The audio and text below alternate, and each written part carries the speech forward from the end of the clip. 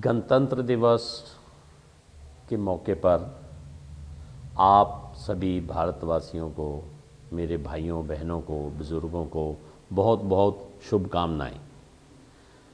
ये जो आज़ादी मिली और ये जो गणतंत्र दिवस है, ये 26 जनवरी को क्यों ही मनाया जाता है। सबको मालूम है कि 15 अगस्त को हमें आज़ादी मिली, 15 अगस्त 1947 को। लेकिन 15 अगस्त 1947 से पहले 17-18 साल लगभग 26 जनवरी को ही आज़ादी का दिन मनाया जाता था, क्योंकि उसी दिन जो 26 जनवरी है, 26 जनवरी 1930 को कांग्रेस जो संघर्ष कर रही थी उस टाइम पे, पूर्ण स्वराज घोषित किया था। तो उसके हिसाब से हर बार 26 जनवरी ही मनाई जाती थी।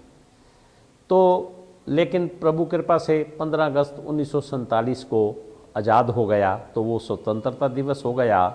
तो फिर सभी ने, क्योंकि 26 जनवरी पे बहुत श्रद्धा थी, तो इसलिए जो अपना भारत अधिनियम एक्ट जो था अंग्रेज़ों का जो लगाया हुआ, जो हिंदुस्तान में चलता था, उसको हटा करके जो हमारा भारतीय संविधान है वो 26 जनवरी 1950 को लागू किया गया। जैसे पिछली सीरीज़ में भी मैंने आपसे कुछ बातें शेयर की कि नई पीढ़ी को विरासत से जोड़िए।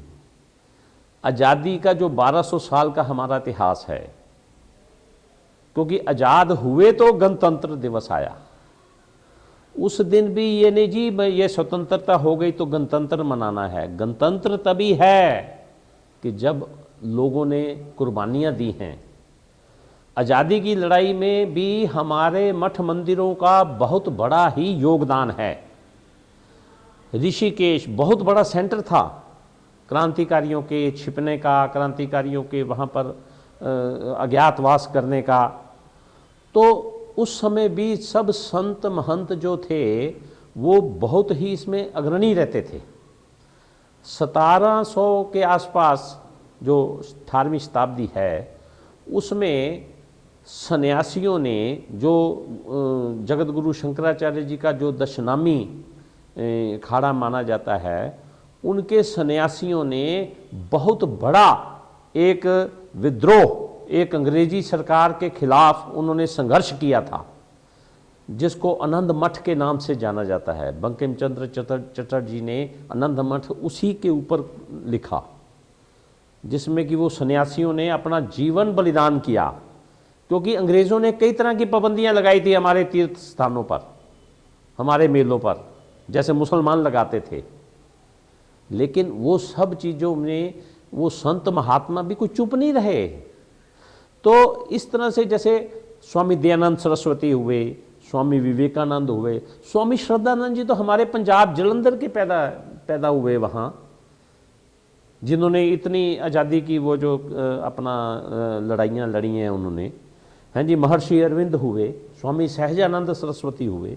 तो कितनी एक लंबी लाइन है। और मैं ये निवेदन करूँगा नई पीढ़ी को, और ख़ास करके जो ये व्यूअर्स हैं जो देख रहे हैं, कि इतिहास को पढ़िए, पढ़ाइए, नई पीढ़ी को कहानियों के रूप में सुनाइए, ताकि उसको इसके बारे में कि भाई हमको इतनी सस्ती नहीं मिली है।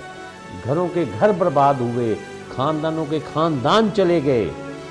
इसीलिए दुर्गाना कमेटी ने जो म्यूज़ियम बनाया है पंजाब के गौरव नाम से, पंजाब के गौरव जो अजायब घर बनाया है, वो देखिए आकर के कितने लोगों ने अपने जीवन दिए हैं मुगलों के काल में और अंग्रेज़ों के काल में।